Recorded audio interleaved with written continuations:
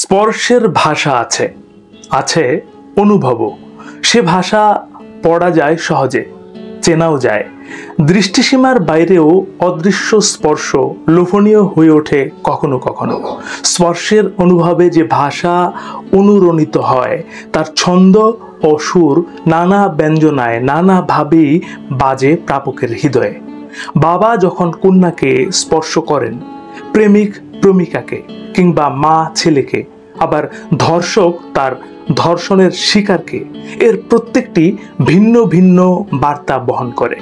কিছু কিছু স্পর্শ কাঙ্ক্ষিত, কেবল কাঙ্ক্ষিতই নয়, বেদনা উপশম করে।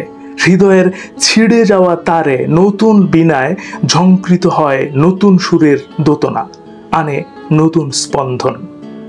স্পর্শান্দ্রিয় শারীরিক সুস্থতায়ও দরকারি। আমাদের বেড়ে ওঠা সংস্কৃতি তথা যাপিত জীবনের নানা ছুতোয় আমাদের কাছে স্পর্শ ন্যাকামি, বাড়াবাড়ি কিংবা আধিক্যতা মনে হলেও সত্যি সত্যি এর আবেগিক, মানবিক এবং শারীরিক সুঠাম প্রভাব রয়েছে আমাদের জীবনে, যাকে ঔষধি গুণ বললে বোধহয় ভুল হবে না মোটেও। একজন একলা মানুষের জীবনে সব রকম স্পর্শ থেকে বঞ্চিত যিনি, তার মন এবং শরীর প্রায়শই নাজুক থাকে। স্পর্শের জন্য সবসময় কাঙ্ক্ষিত কাউকে সাথেই থাকতে হয় না। লক্ষ মাইল দূরে থেকেও কেউ কেউ থাকতে পারে স্পর্শের অতলে। এমনটা হয়, অসম্ভব যে নয় তা নিজের জীবন দিয়েই বোঝা যায় সহজে।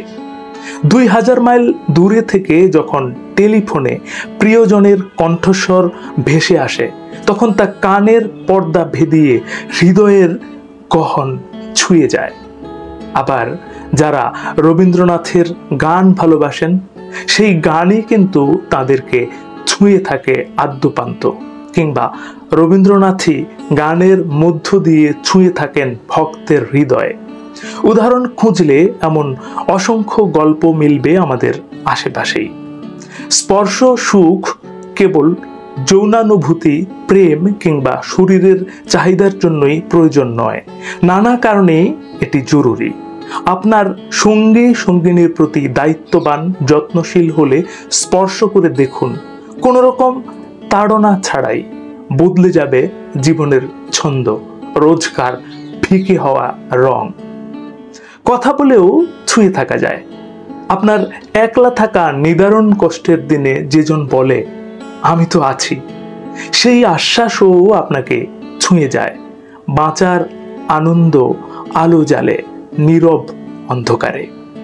ভেতরের অনুভবগুলো মরার আগে মেরে না ফেলে নতুন করে বাঁচুন। পুরনো সঙ্গীর প্রেমে আরো একবার নতুন করে পড়ুন। স্পর্শ সুখে চুটিয়ে বাঁচুন।